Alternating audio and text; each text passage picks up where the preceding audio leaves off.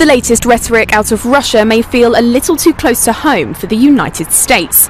Russian state television has broadcast a list of the US facilities that they say Moscow would want to target in the event of a nuclear strike.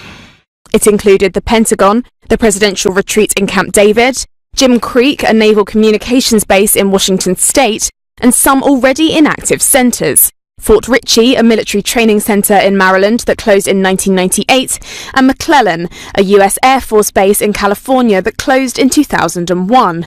Dmitry Kiselyov, host of the weekly show who is close to the Kremlin, claimed in Sunday night's broadcast that Moscow's hypersonic missile, currently still in development, would be able to hit America in less than 5 minutes if launched from submarines. President Vladimir Putin has said he does not want a new arms race, but has dialed up his military rhetoric in recent days. Last week, he said Moscow was ready for a Cuban Missile-style crisis if the United States wanted one. Russia says it fears that the US might deploy intermediate-range nuclear missiles in Europe after an arms control treaty from the Cold War unravelled.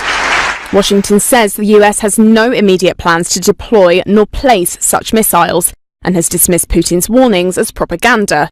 Washington pulled out of the INF Arms Pact citing Russian violations, a claim Moscow denies. Some experts say Putin's combative approach may be a tactic to re-engage the states in talks about the strategic balance between the two powers, something Moscow has long pushed for with mixed results.